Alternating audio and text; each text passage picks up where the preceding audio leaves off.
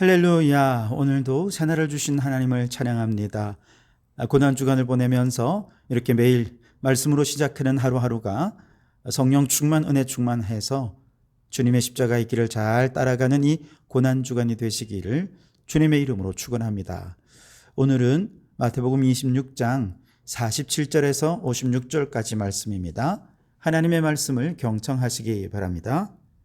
말씀하실 때에 12 중에 하나인 유다가 왔는데 대제사장들과 백성의 장로들에게서 파송된 큰 무리가 칼과 몽치를 가지고 그와 함께 하였더라. 예수를 파는 자가 그들에게 군호를 짜이르되 내가 입 맞추는 자가 그이니 그를 잡으라 한지라. 곧 예수께 나와 랍비여 안녕하시옵니까 하고 입을 맞추니 예수께서 이르시되 친구여 내가 무엇을 하려고 왔는지 행하라 하신대 이에 그들이 나와 예수께 손을 대어 잡는지라. 예수와 함께 있던 자 중에 하나가 손을 펴 칼을 빼어 대제사장의 종을 쳐 그 귀를 떨어뜨리니 이에 예수께서 이르시되 내 칼을 도로 칼집에 꽂으라. 칼을 가지는 자는 다 칼로 망하느니라. 너는 내가 내 아버지께 구하여 지금 12군단 더 되는 천사를 보내시게 할 수 없는 줄로 아느냐? 내가 만일 그렇게 하면 이런 일이 있으리라 한 성경이 어떻게 이루어지겠느냐 하시더라. 그때 예수께서 무리에게 말씀하시되 너희가 강도를 잡는 것 같이 칼과 몽치를 가지고 나를 잡으러 나왔느냐? 내가 날마다 성전에 앉아 가르쳤으되 너희가 나를 잡지 아니하였도다. 그러나 이렇게 된 것은 다 선지자의 글을 이루려 함이니라 하시더라. 이에 제자들이 다 예수를 버리고 도망하니라. 아멘. 오늘도 이 말씀을 통해 우리에게 주시는 하나님의 음성을 듣게 되길 바랍니다. 우리는 폭력이라고 하면 주로 신체적으로 위해를 가하는 신체적인 폭력을 주로 생각하지요. 그런데 시대가 변하면서 또 문화가 달라지면서 옛날에는 폭력이라고 인정하지 않았던 것들이 요즘은 폭력으로 인식되는 것들이 있습니다. 예를 들면 정서적인 폭력 같은 경우들이 있죠. 그래서 가스라이팅을 하는 것도 폭력의 일종입니다. 또 과거에는 학교 폭력 그러면 사실 친구들끼리 크면서 겪는 성장통 정도로만 이해하지 않았습니까? 근데 오늘날에는 굉장히 심각한 학교 안의 문제가 아니라 이건 사회적인 문제로 인정을 받고 있습니다. 오늘날에는 인터넷이 활성화되면서 이제 옛날에는 없던 새로운 폭력의 개념도 또한 생겼는데요. 바로 사이버 폭력이라는 개념이죠. 그래서 이런 폭력은 사실은 가해자를 특정하기도 어렵고 또 그 확산이 너무 빠르고 그렇기 때문에 가해자에게, 피해자에게 엄청난 피해를 입히는 문제가 참 심각합니다. 2023년 3월 24일 EBS 뉴스 보도에 따르면 우리나라 청소년 가운데 10명 중 4명은 사이버 폭력을 경험한 일이 있다는 것입니다. 또한 사이버 폭력을 가해하는 왜 이런 가해를 행하느냐라고 물었을 때 재미나 장난으로 가해를 행한다라고 하는 아이들이 28% 이상이 되었습니다. 그런데 이보다 훨씬 더 많은 퍼센테이지가 뭐냐? 내가 과거에 사이버 폭력으로 인해 큰 피해를 입었기 때문에 보복하려고 나도 이렇게 가해를 행했다라고 하는 보복성 가해가 38.8%에 이르더라는 것입니다. 폭력을 낳는 악순환이 반복되고 있는 것이죠. 폭력이 폭력을 낳고 보복이 보복을 낳는다면 이 세상은 무법천지가 될 수밖에 없을 것입니다. 이 사회의 폭력이 악순환을 끊으려면 어떻게 해야 되느냐? 그래서 저는 학교가 참 중요하다고 생각되는데요. 학교에서 비폭력, 대화, 존중의 교육이 반드시 필요합니다. 한편으로는 폭력의 가해자는 반드시 법적으로 처벌받을 거야 라고 하는 이 법적인 공정한 집행이 필요하죠. 하지만 법으로는 폭력의 문제를 다 해결할 수 없습니다. 그래서 학교 안에서 비폭력, 대화, 존중, 평화, 사랑의 가치를 끊임없이 교육하고 실천할 수 있도록 교육 현장이 많이 바뀌는 게 중요해요. 하지만 입시 위주의 현재의 교육 현실로서는 이것조차 기대하기가 사실 어렵죠. 그래서 교회가 최후의 보루입니다. 너무 중요합니다. 교회 안에서 우리가 비폭력, 대화, 존중, 평화, 사랑의 가치를 끊임없이 가르치면서 믿음의 사람들이 이 세상을 샬롬의 나라로, 평화의 나라로 변화시켜가는 자들이 되어야 하는 것이죠. 자, 오늘 성경 말씀에 보면 예수님을 체포하기 위해 사람들이 몰려왔어요. 그것도 그냥 온 것이 아니라 칼과 몽치와 입맞춤을 가지고 나왔습니다. 47절에 말씀하실 때에 12 중에 하나인 유다가 왔는데 대제사장들과 백성의 장로들에게서 파송된 큰 무리가 칼과 몽치를 가지고 그와 함께 하였더라 그랬습니다. 아무런 무기도 가지고 있지 않는 예수님께 유대의 최고 권력자들이 칼과 몽치를 든 무리들을 동원해서 지금 예수님을 체포하러 온 것입니다. 얼마나 위협적이었겠습니까? 상상도 충분히 가능합니다. 왜냐하면 얼마 전에 우리 국민 전체가 이런 걸 겪었거든요. 지난 12.3 내란 사태 때 군인들이 무기를 들고 아무런 무기도 없는 저 국회에 난입을 하는 모습을 우리는 지켜보지 않았습니까? 장갑차로 무기로 시민들을 위협하는 모습을 우리는 다 보지 않았습니까? 그 자리에 있었던 사람들은 물론이고 그 모습을 뒤늦게 지켜본 많은 국민들이 얼마나 큰 위협을 느꼈는지 모릅니다. 자, 지금 예수님과 제자들이 있는 이 겟세마네 동산으로 갑작스럽게 많은 무리들이 무장을 한 채 예수님을 체포하러 왔어요. 얼마나 큰 위협을 경험했겠습니까? 자, 이들은 당장에 본색을 드러내진 않았습니다. 예수님을 체포하러 오기 전 자기들끼리 입맞춤이란 군호를 짠 거죠. 48절에 예수를 파는 자가 그들에게 군호를 짜 이르되 내가 입맞추는 자가 그이니 그를 잡으라 한지라. 이제 군호에 따라서 사람들 앞에 유다가 나옵니다. 그리고 예수님을 향해 인사를 건네죠. 49절에 곧 예수께 나와 랍비여 안녕하시옵니까 하고 입을 맞추니, 예수님은 가룟 유다가 유월절 만찬 자리에서 혼자 먼저 빠져나갈 때부터 이 사태가 오리라는 것을 짐작하셨습니다. 유다가 이곳에 다가와 자신에게 입맞추실 때 이것이 어떤 의미인지 주님은 이미 알고 계셨습니다.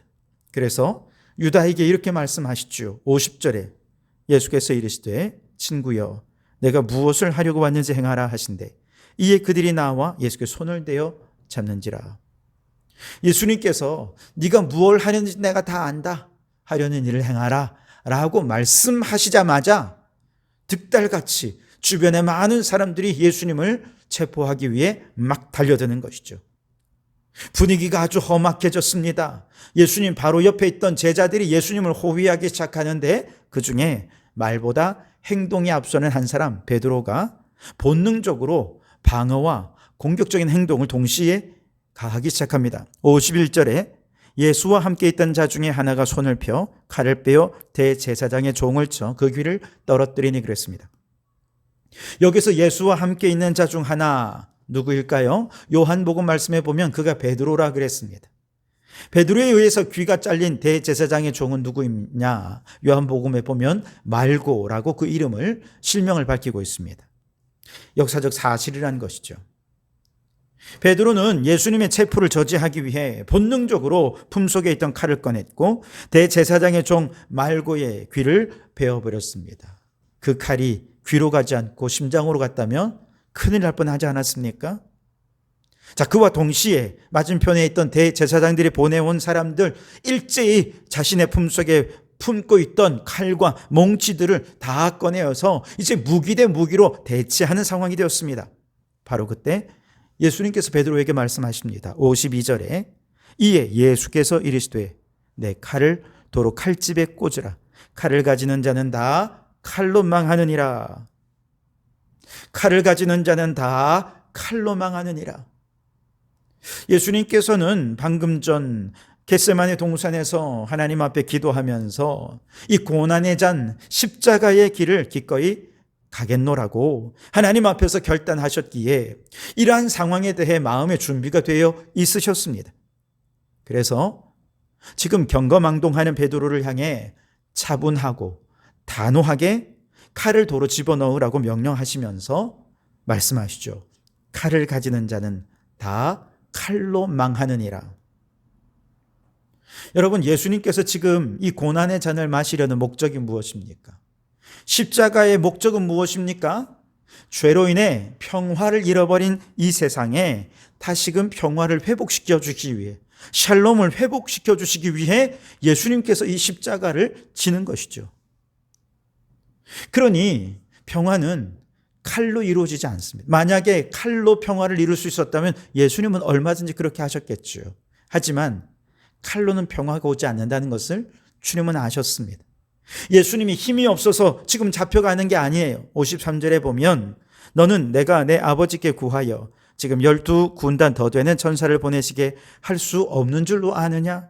얼마든지 할 수 있다는 것입니다. 아버지께 아뢰면 수많은 천군 천사를 보내서 저들을 다 멸하는 거 일도 아니라는 것입니다. 그러나 주님은 이 칼보다 더한 힘을 가지고 계십니다. 그것은 바로 용서와 사랑의 힘이죠. 칼을 사용하지 않는 것은 칼은 칼로 망하기 때문이죠. 예수님께서 지금 십자가의 길을 걸어가는 이유는 칼보다 더 큰 힘이 용서와 사랑에 있다는 것을 아셨기 때문입니다. 십자가의 의미를 잘 알지 못하는 이 세상 사람들로서는 어떻게든 세상을 정복하기 위해 칼로서 세상을 평화를 이루려고 합니다. 그래서 더 많은 칼, 더 힘 있는 칼을 갖고자 하지요. 그래서 무기를 더 많이 만들고 때로는 우주 정복 경쟁을 하고 핵무기를 더 많이 만들고자 경쟁을 거듭합니다. 때로는 경제가 아주 잘 드는 칼이 되기 때문에 경제 전쟁도 서슴없이 행합니다. 그러나 그 결과는 무엇입니까? 불안이죠. 두려움입니다. 경제 사정만 한번 볼까요? 지금 미국이 관세를 무기로 해서 전 세계를 향해 경제 전쟁을 선포했습니다. 우리나라도 직접적으로 큰 타격이 예상되고 있습니다. 한 90일 요예하긴 했지만 3개월 후에 경제 사정이 어떻게 될지 정말 일촉즉발의 상황입니다. 게다가 지금 중국과 미국 간의 경제 전쟁은 이미 시작이 되었죠.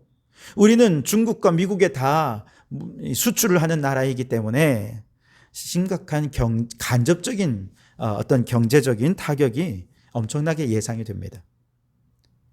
힘에 의한 평화는 힘을 가진 자에게는 평화일지 모르지만 우리처럼 힘없는 나라에게는 압박이고 억압이고 두려움이고 불안뿐입니다. 힘으로는 결코 평화를 이룰 수 없는 것이죠. 그래서 예수님께서 십자가의 길을 가시려는 것입니다. 십자가의 길은 죄를 용서하는 길이고 그 죄인을 사랑하사 구원하시려는 사랑의 길입니다.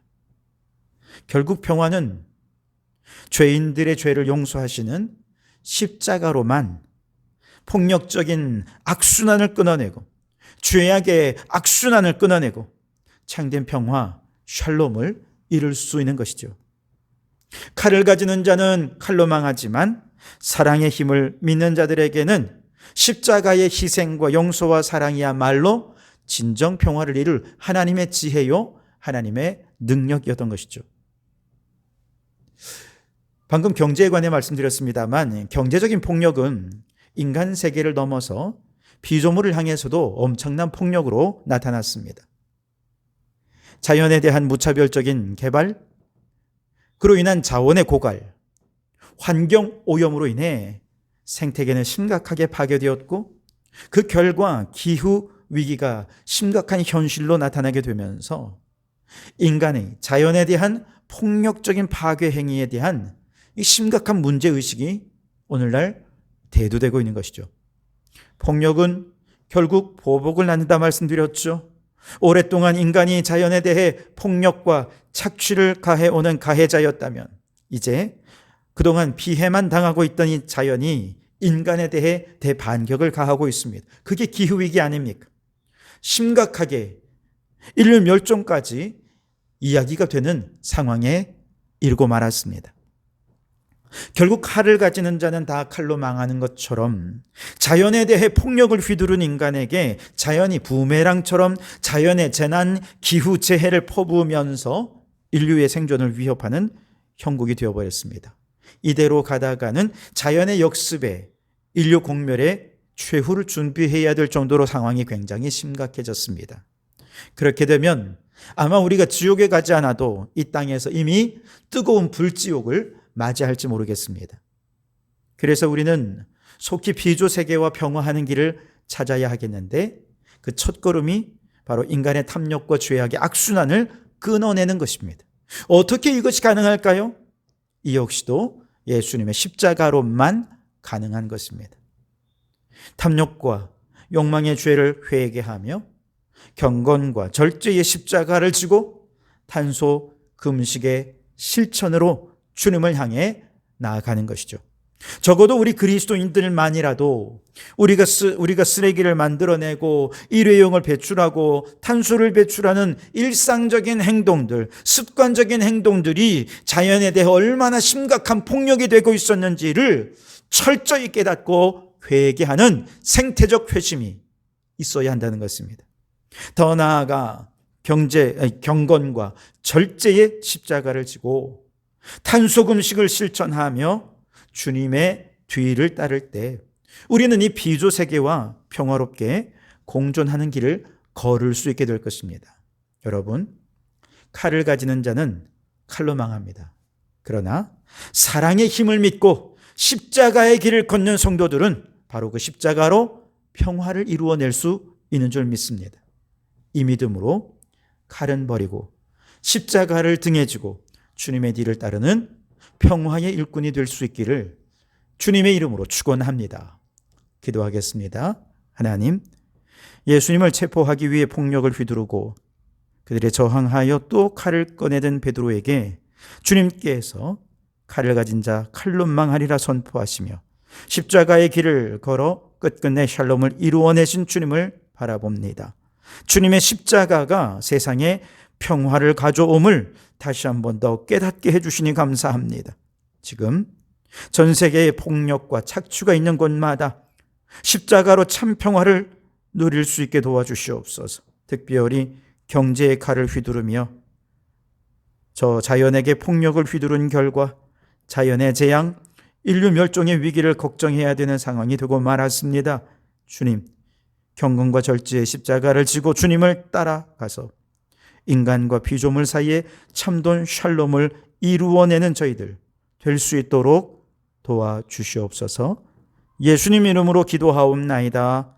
아멘.